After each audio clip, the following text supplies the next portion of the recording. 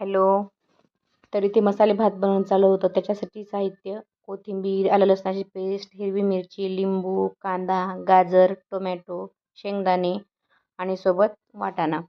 मसाल्यामध्ये हळद पावडर आणि मसाला, हा पावभाजी मसाला घेतला आहे. चव मस्त येते पावभाजी मसाल्याने. आणि चवीनुसार मीठ.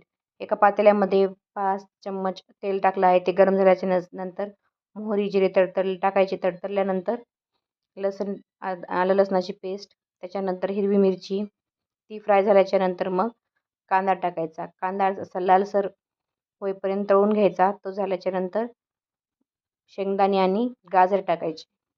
त्यानंतर ते फ्राय झाल्याच्या नंतर मग टोमॅटो मस्त असे शिजेपर्यंत, मऊ होईपर्यंत फ्राय करून घ्यायचे. मग त्याच्यामध्ये नंतरला वाटाणा टाकायचा. तो पण मस्त फ्राय मारून खालीवर मस्त करून घ्यायचा.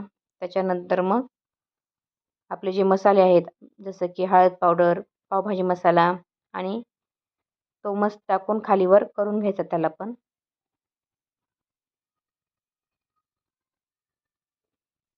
आणि हे स्लो गॅसवर मसाला टाकल्याच्या नंतर ना स्लो गॅस करायचा, नाहीतर मसाले करपले जातील. त्याच्यानंतर ही तांदूळ, 1 वाटी तांदूळ आणि अर्धी वाटी मुगाची डाळ होती. मसाले भातामध्ये ना आम्ही मुगाची डाळ टाकतो. ती चवीला खूप मस्त लागते मुगाची डाळ टाकल्याच्या नंतर.